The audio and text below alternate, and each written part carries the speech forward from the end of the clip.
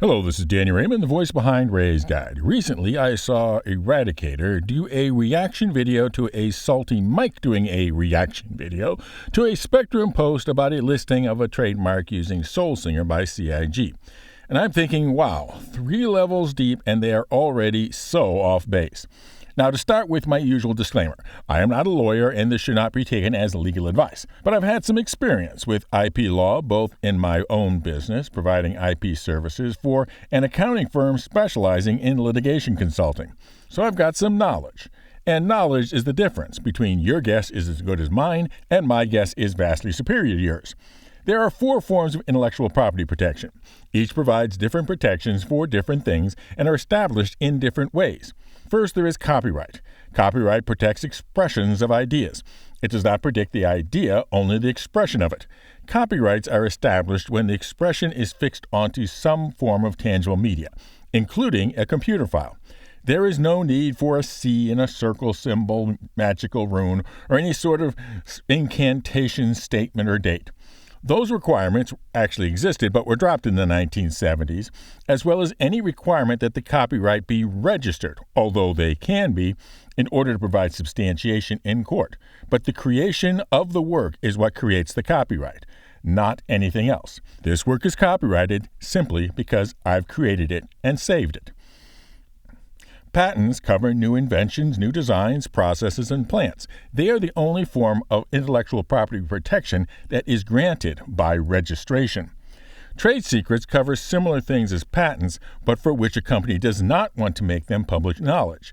They are protected under the Industrial Espionage Act, so without registration, you have to be able to prove that they stole it from you rather than having the idea on their own. A very difficult thing to do. So now to the 4th term, the one which we've been having all this fuss over, trademarks. Trademarks cover expressions like copyright, but only short ones intended to identify a product or service. As copyrights are established by fixing their expression in tangible media, trademarks are established by their use in a particular commercial context. So this did not create the trademark for Star Engine. This did. Unlike copyrights, you can register a trademark before creating it, but if you must supply proof of your using the trademark in that commercial context within 6 months, or the registration is considered abandoned. And you must keep that statement of use updated. For example, CIG has an abandoned trademark for the next great starship, which can be taken as more proof of CIG never wanting to do that again, if in fact there was any doubt of it. There's also an abandoned trademark for Roberts Space Industries for selling action figures. So yes, at least for a while, they were considering that as a business line. And you will also notice that CIG has created several trademarks for Star Citizen in different commercial contexts. The commercial contexts are written generally more broadly than the actual use. The idea is to be not so broad as to have the trademark be regarded as frivolous and invalid, but also broad enough to encompass similar products.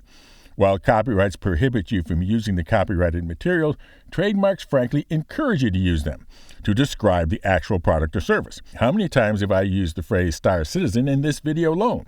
What is prohibited is using it to promote something that would be regarded as confusingly similar that would diminish the earnings from the trademark.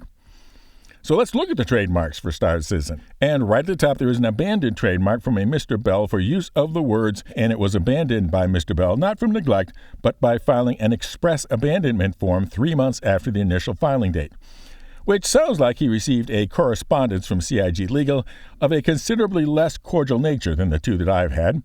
But this is important. You can lose a trademark by failure to defend it, even if it's just some guy trying to sell T-shirts.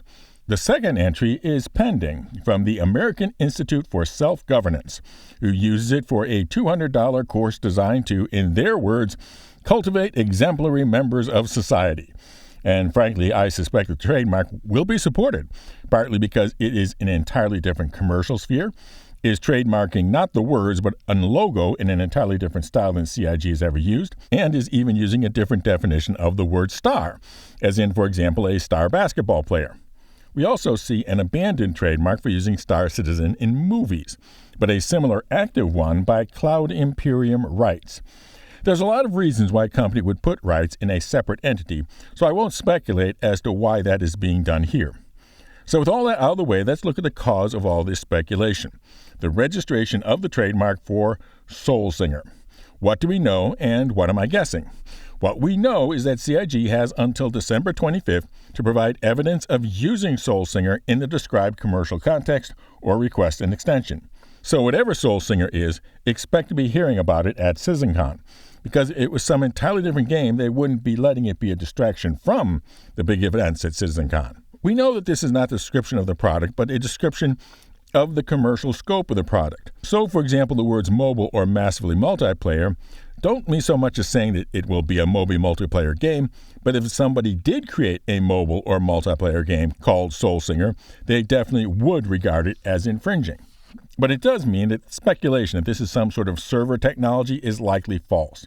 This definitely is a description of a commercial context of user-facing entertainment. Besides, we know the next big bunch of server technology they are planning on be talking about is called Star Sim, and which they are apparently not planning on trademarking, at least not yet. We also know that Soulsinger is something big and important enough that CIG thinks that it deserves a registered trademark rather than just copyright protection or an unregistered implied trademark. So here's my guess.